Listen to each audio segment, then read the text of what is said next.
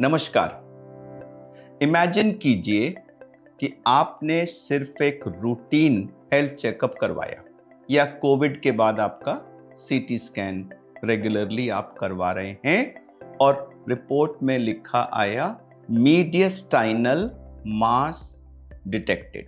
Doctor ने कहा अरे ये तो चेस्ट में ट्यूमर है। उस पल आपके दिमाग में सिर्फ एक ही सवाल आता है, क्या मुझे कैंसर हो गया है? लेकिन सच ये नहीं है। सच ये है कि हर मीडियस्टाइनल ट्यूमर कैंसर नहीं हो सकता।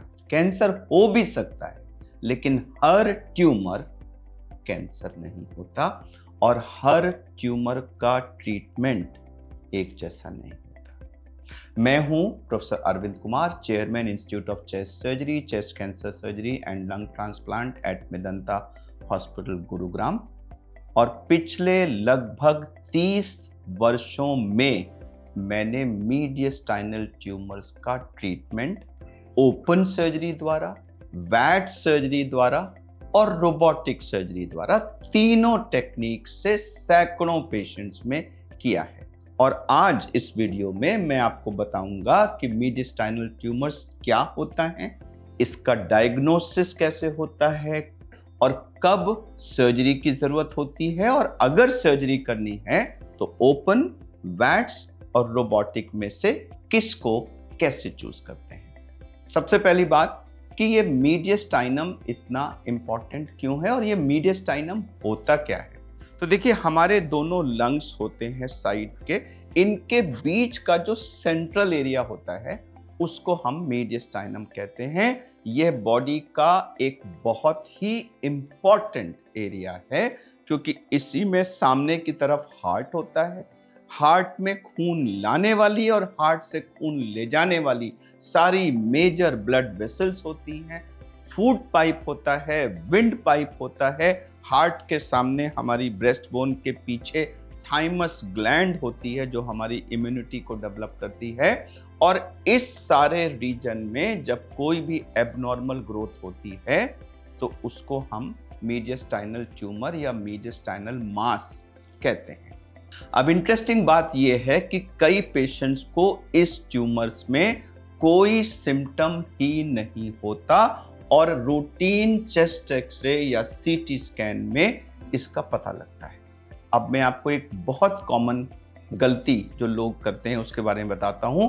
कई पेशेंट्स रिपोर्ट देखते ही गूगल सर्च करते हैं और वहां लिखा मिलता है chest tumour is equal to cancer, और इस वजह से वो बिना पूरी जानकारी के घबरा जाते हैं, वो हमारी जिंदगी तो खत्म हो गई। लेकिन रियलिटी इससे अलग है।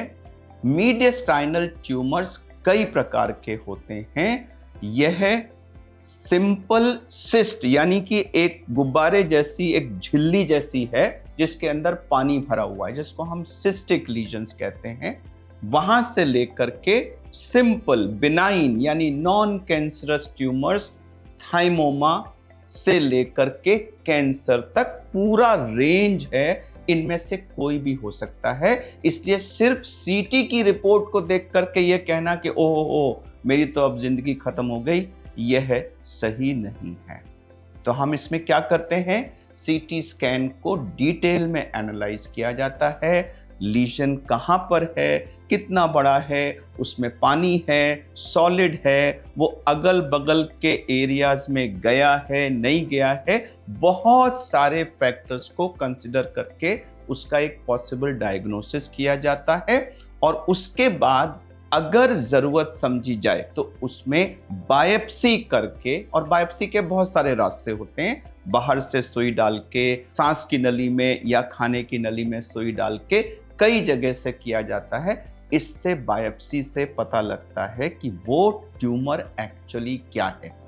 बायोप्सी ही आपको सही डायग्नोसिस देगी और सही डायग्नोसिस से ही सही ट्रीटमेंट संभव है।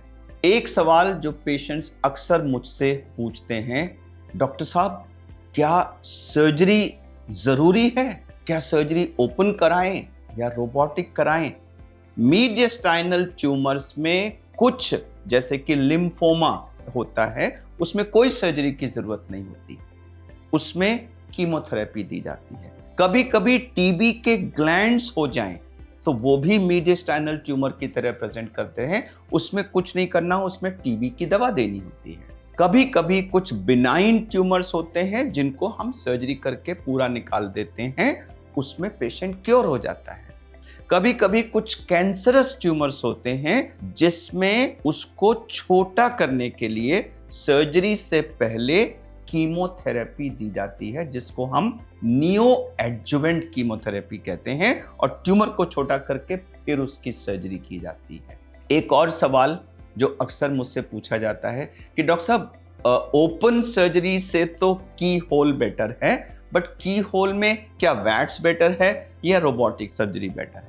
देखिए, ये एक बहुत ही इंपॉर्टेंट क्वेश्चन है और इसका फैसला एक एक्सपीरियंस सर्जन जिसने ओपन, वैट्स, रोबोटिक सब कुछ किया है, ये उसका काम होता है कि पेशेंट के CT scan, PET scan, MRI, biopsy, हर चीज की एनालिसिस करके उसका स्पेसिफिक डायग्नोसिस करे और उस पेशेंट के लिए क्या बेस्ट अप्रोच है वो चूज करे।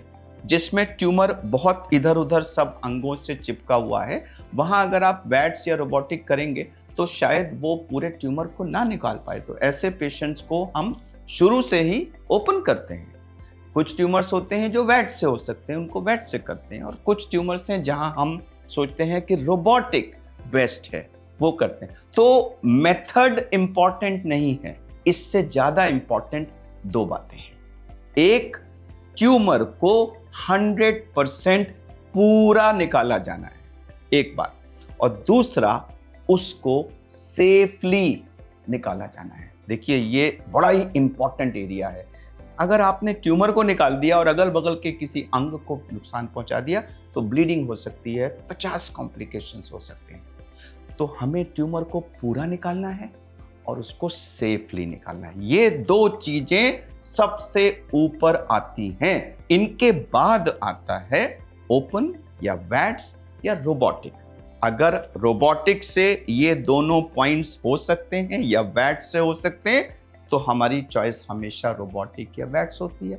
लेकिन अगर रोबोटिक या वैट्स से पूरा नहीं निकल पा रहा है या सेफ्टी कॉम्प्रोमाइज हो रही है तो ओपन बेटर होता है। तो यह बड़ा क्रिटिकल डिसीजन है और इसमें सर्जन का कितने सालों का एक्सपीरियंस है, कितने केसेस उसने किए हैं, यही उसको डिटरमिन करता है।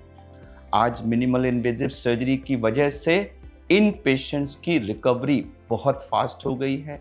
ज़्यादातर पेशेंट्स को पहले के मुकाबले दर्द कम होता है, रिकवरी जल्दी होती है, आईसीयू स्टे, हॉस्पिटल स्टे कम होता है और पेशेंट्स चंद हफ्तों में अपनी नॉर्मल लाइफ में वापस चले जाते हैं। लेकिन फिर मैं कहूँगा कि टेक्निक एक टूल है, यह एक टूल है। उस टूल को सही तरीके से इस्तेमाल करने का फैसला एक एक्सपीरियंस्ड सर्जन कर सकता है। तो एक्सपीरियंस सर्जन टूल से ज्यादा जरूरी है, वही आपके लिए बेस्ट ट्रीटमेंट दे पाएगा।